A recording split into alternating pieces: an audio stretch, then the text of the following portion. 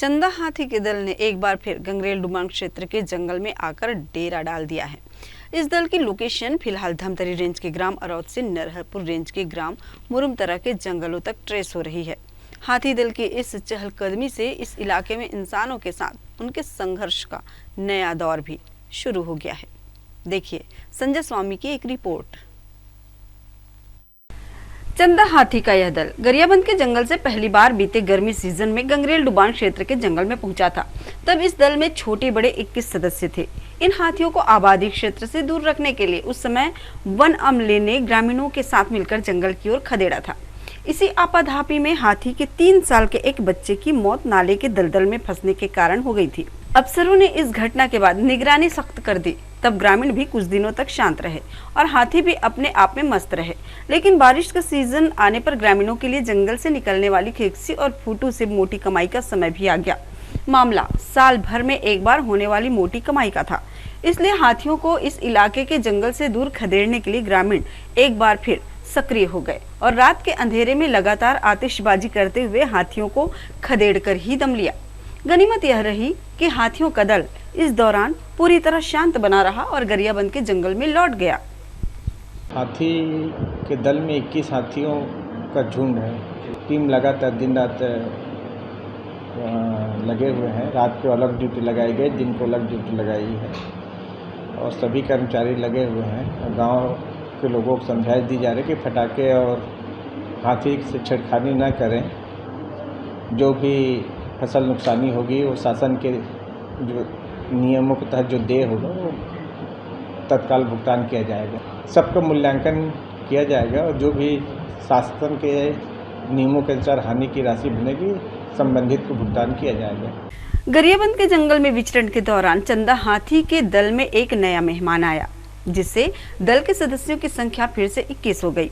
नवजात शिशु के संभलते ही इस दल ने फिर से धमतरी रेंज के गंगरेल डुबान जंगल का रुख किया। सिंहपुर मोहंदी केरेगांव रेंज से होकर यह दल अब गंगरेल डुबान जंगल में डेरा डाल चुका है और ग्राम अरौद से लेकर मुरुमतरा के जंगलों में विचरण कर रहा है। इससे क्षेत्र के ग्रामीणों और इन हाथियों के बीच संघर्ष का नया दौर फिर शुरू हो गया है। दरअसल इस क्षेत्र के गांवों के खेतों में इन दिनों धान की फसल तैयार हो रही है, जिसे रोज रौंद कर हाथी भारी नुकसान पहुंचा रहे हैं। हालांकि वन विभाग इस नुकसान का मुआवजा देता है, लेकिन यह लागत की तुलना में बहुत कम होता है। इसी वजह से ग्रामीण हाथियों को खेतों से दूर करने की हर संभव कोशिश करने लगे हैं। हालांकि वन अफसर कह रहे हैं कि ग्रामीणों को हाथियों से दूर रहने और उन्हें न छेड़ने की हिदायत दी गई है और मैदानी अमले को निगरानी में लगा दिया गया है, लेकिन ग्रामीणों पर इसका असर पड़ता नहीं दिख रहा है। चंदा हाथी का दल अब तक शांत बना हुआ है, लेकिन इंसानों के साथ संघर्ष के इस दौर में यह शांति टूटने का खतरा भी बढ़ गया है, क्योंकि दल में शामिल 3 हथिनियां इस समय गर्भवती हैं और वन अफसरों का कहना है कि उनका प्रसव कभी भी हो सकता है। ऐसे समय में उनके साथ किसी भी तरह से छेड़छाड़ करना भारी पड़ सकता है। इस खतरे को देखते हुए फिलहाल वन विभाग की व्यवस्था तो अपर्याप्त ही दिख रही है। अभी हाथी का लोकेशन नरहरपुर रेंज में ही है और धमतरी जिले और कांकेर जिले के बॉर्डर पे लगातार बना हुआ है। इस एरिया में केवल दक्षिण सिंहपुर क्षेत्र में हाथियों ने नुकसान किया था।